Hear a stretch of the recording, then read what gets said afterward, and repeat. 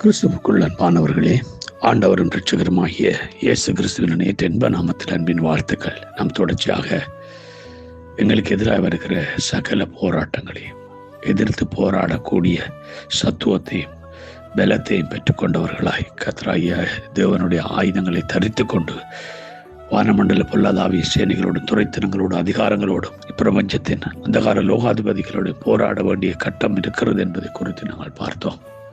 ஆகவே ஆயுதங்களை தரித்தவர்களாய் இருக்கிற நாம், யுத்தத்துக்கு ஆயத்தமாக இருக்கிற நாம் எப்படிப்பட்டவர்களாக இருக்க வேண்டும்? 18ஆம் வசனம் சொல்கிறது, எபேசியர் 6ஆம் அதிகாரம் 18ஆம் வசனம், எந்த சமயத்திலும் சகல விதமான வேண்டுதலோடும் விண்ணப்பத்தோடும் ஆவியினாலே ஜெபம் பண்ணி அதன் பொருட்டு மிகுந்த மன உறுதியோடும் சகல பரிசுத்தவான்களுக்காக பண்ணும் வேண்டுதலோடும் விழித்து கொண்டிருங்கள். ஆமேன். ஒரு யுத்த வீரன் யுத்தத்துக்கு போகும் பொழுது தன்னுடைய எதிரி எப்பொழுதும் தன்னை தாக்கலாம் என்று அவனுக்கு தெரியும்.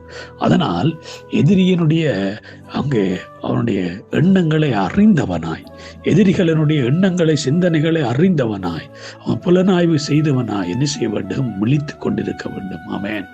ஆகவே பிரியமானவர்கள், இன்றைக்கு நம்முடைய எதிராளியாகிய பிசாசானவனுடைய தந்திரங்கள் நமக்கு தெரியாதவைகள் அல்லவே. அவன் எப்படிப்பட்டவன், யாரை விழுங்கலாம் என்று வகை தேடி சந்தர்ப்பம் தேடி சுற்றி திரிகிறவனை எதிர்த்து போராடுறதோட மிகப்பெரிய ஒரு காரியம் தான் நம்ம விழித்து கொண்டிருக்கிறது. நாம் விழித்திருந்து செபிக்க வேண்டும், விழித்திருக்க வேண்டும். எல்லா விதமான வேண்டுதலோடு விண்ணப்பங்களோடு விழித்து கொண்டிருக்கும்படி ஆண்டவர் நம்மளை அழைக்கிறார். பிரியமானவர்களே, நம்ம மிக முக்கியம். கொலோசியர் 4:2 சொல்லுகிறது, நம்ம விழித்து கொண்டு ஜெபிக்க அழைக்கப்படுகிறோம். நாம் விழித்திருந்து ஜெபிக்க வேண்டும். ஏன்னா அழகா சொல்லப்படுகிறது 1 பேதுரு 4ஆம் அதிகாரம் 7வது வசனத்திலே, எல்லாவற்றுக்கும் முடிவு சமீபமாயிட்டு, ஆகையால் தெளிந்தவர்களாயிருந்து ஜெபம் பண்ணுகிறதற்கு ஜாக்கிரதையாயிருங்கள். ஆமேன்.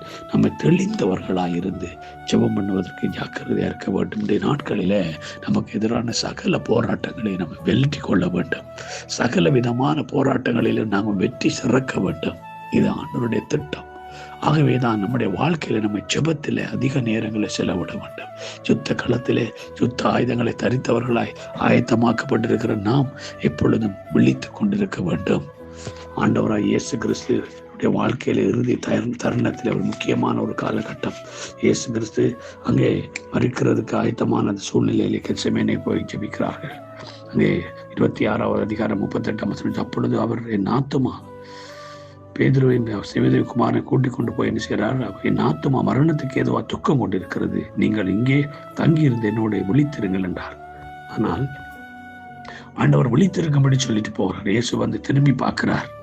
40ஆம் வசனம், அவர் பின்பு அவர் சிலரிடத்தில் வந்து அவர்கள் நித்திரை பண்ணுகிறதை கண்டு பேதுருவை நோக்கி, நீங்கள் 1 மணி நேரமாவது என்னோட கூட விழித்திருக்க கூடாதா?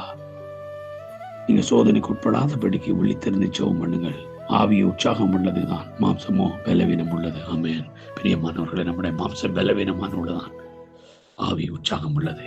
நம்ம விழித்து கொண்டிருக்கணும். 1 மணி நேரமாவது விழித்து கொண்டிருக்க கூடாதான் ஆண்டவர் கேட்கிறார். நம்முடைய நித்திர நேரங்களை, விழித்திருக்கிற நேரத்தை கேட்கல. நம்ம முழித்திருக்கிற நேரத்தை ஆண்டவர் கேட்கல. நம்ம தூங்குற நேரத்துல 1 மணி நேரமாவது ஆண்டவருக்கு கொடுக்க முடியாதா? எங்களோட உடலுக்கு தேவையான ஓய்வு கொடுக்கிறோம். அதே வழியில் ஆவியில நாங்கள் பலன் கொள்ள, ஆவி உற்சாகம் உள்ள ஆவியா மாற்றணும்டா. நம்ம தூக்கத்துக்குரிய நேரத்தில் 1 மணி நேரமாவது கர்த்தருக்கு நம்ம கொடுக்க ஆரம்பிப்போமா இருந்தா கர்த்தர்களை மிகப்பெரிய வெற்றி சிறந்தவர்களாய் மாற்றுவார். ஆமேன். நம்ம வெற்றி சிறக்கப்படி அழைக்கப்பட்டிருக்கிறோம். யுத்தத்துக்கு ஆயத்தம் பண்ணி வைத்திருக்கிறார். சகல விதமான வேண்டுதலோடு விண்ணப்பங்களோடு விழித்து கொண்டு ஜெபித்து கொண்டு தெளிந்தவர்களாய் இருப்போம். ஜெயம் கொள்ளுவோம். கர்த்தர் ஒவ்வொருவரையும் ஆசீர்வதித்து நடத்துவார். God bless you all.